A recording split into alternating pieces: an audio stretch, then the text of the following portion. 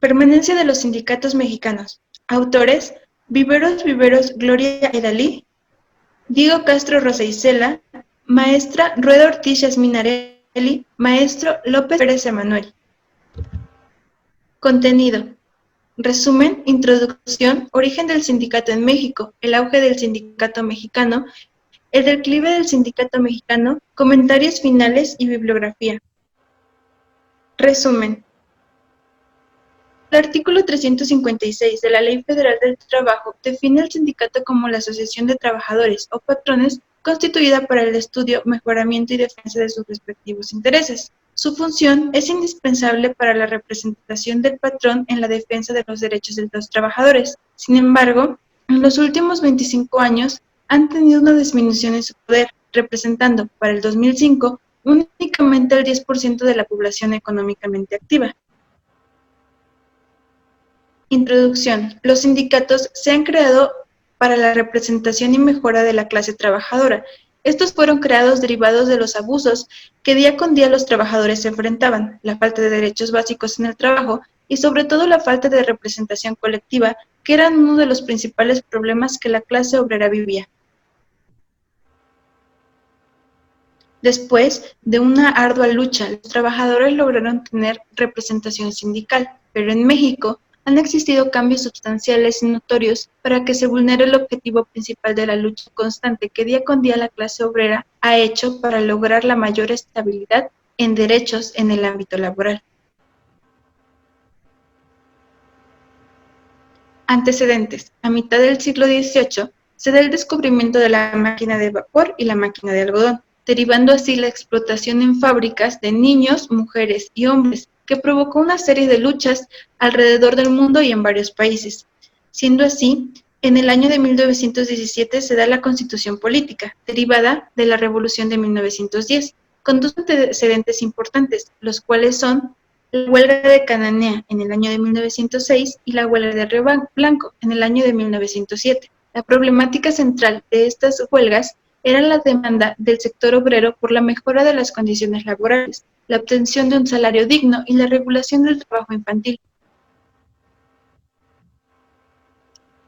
En Veracruz, en el año de 1916, se llevó a cabo un congreso obrero en donde se acordó conformar un organismo sindical denominado Confederación del Trabajo de la Región Mexicana. Tenía por objeto la lucha de las clases y la socialización de los medios de producción.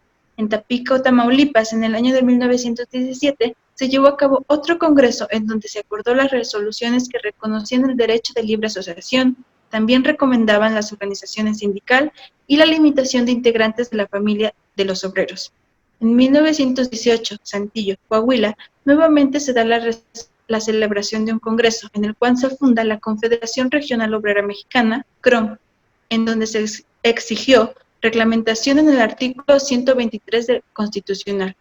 Para el año de 1928, la CROM marca el fin del periodo formativo del sindicato mexicano, apareciendo los primeros eslabones de la cadena que acabó por atar definitivamente los sindicatos al Estado. Así, para el año de 1932 se desintegra la CROM, pero un año antes, en 1931, se expide la Ley Federal del Trabajo. El auge del sindicato mexicano.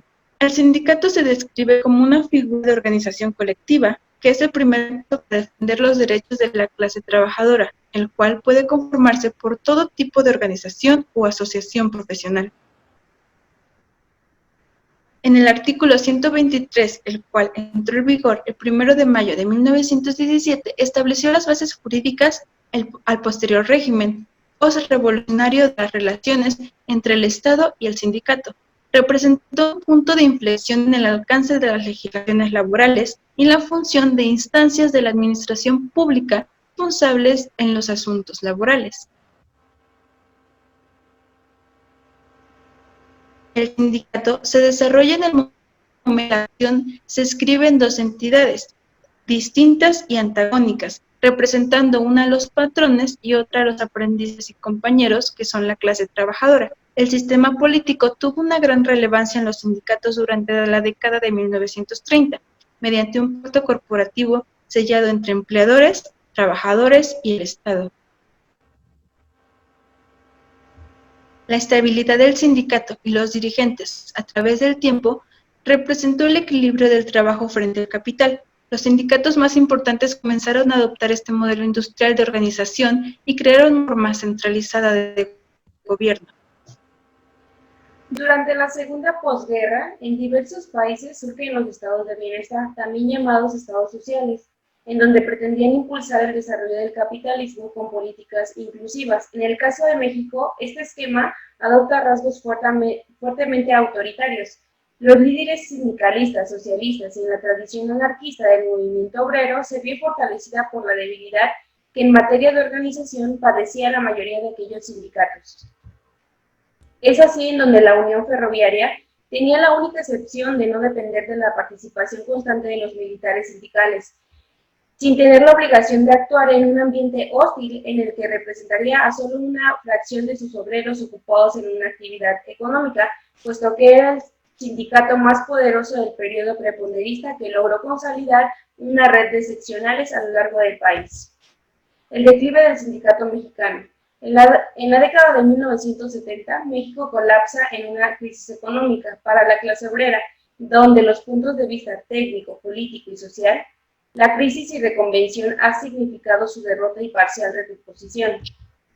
Esto se ha derivado a algunos factores, en donde entra la informalidad, que es un sector mayoritario en donde los efectos del desempleo y la reducción del salario son más apreciables, es decir, es un sector de entredicho y su existencia como clase es precaria, y como consecuencia de ello el número de personas sindicalizadas ha bajado.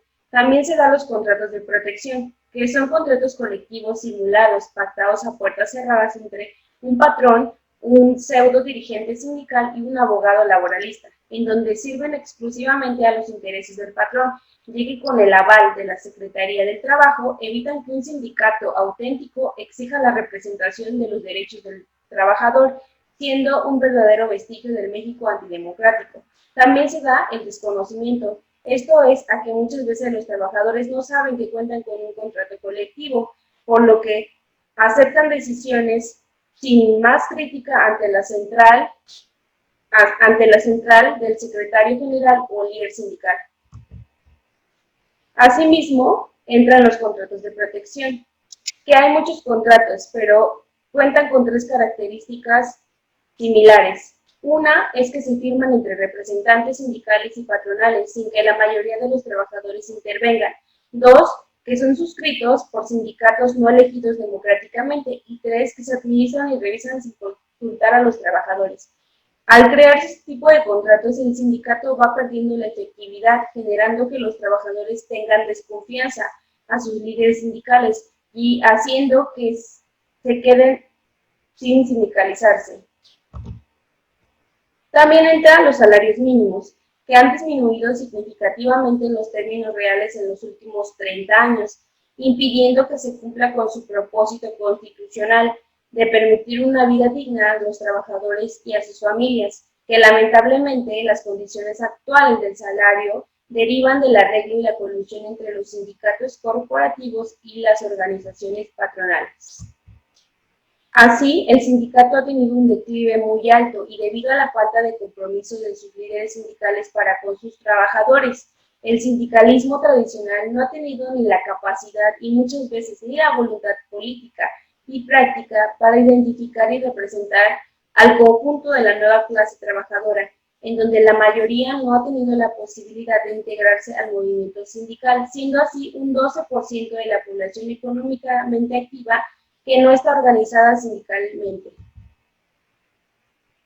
En las décadas de 1980 y 1990, el pacto corporativo entre los sindicatos, los empleados y el Estado requebrajó. México se convirtió en un Estado neoliberal y abrió su economía tanto en el ámbito regional como en el ámbito político. De esta manera, la política económica de México dependió de exportaciones y atracciones de inversión extranjera, añadiendo así a un sistema económico en el cual el poder e influencia de los sindicatos perdía fuerza progresivamente, ya que el funcionamiento de este modelo excluía a los sindicatos.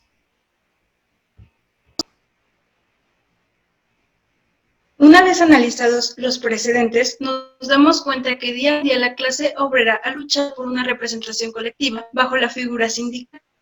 Pero en lo largo de la historia, identificamos que los líderes sindicales han permanecido durante mucho tiempo religiéndose y formando pactos patronales, dejando fuera los intereses y derechos esenciales de sus agremiados. Entonces, los trabajadores deciden no sindicalizarse. Es por eso que proponemos una reforma al artículo 358, fracción 2, la cual incluye un tiempo determinado para el directorio sindical, quedando de la siguiente forma. Los procedimientos de elección de sus directivas deberán salvaguardar el pleno ejercicio del voto personal, libre, directo y secreto de los miembros, así como ajustarse las reglas democráticas de igualdad de género en los términos del artículo 371 de esta ley. El periodo de duración de las directivas será de 6 años sin reelección alguna, de tal forma que no obstaculicen la participación democrática de los afiliados y tampoco podrá ser lesivo al derecho de votar y al voto.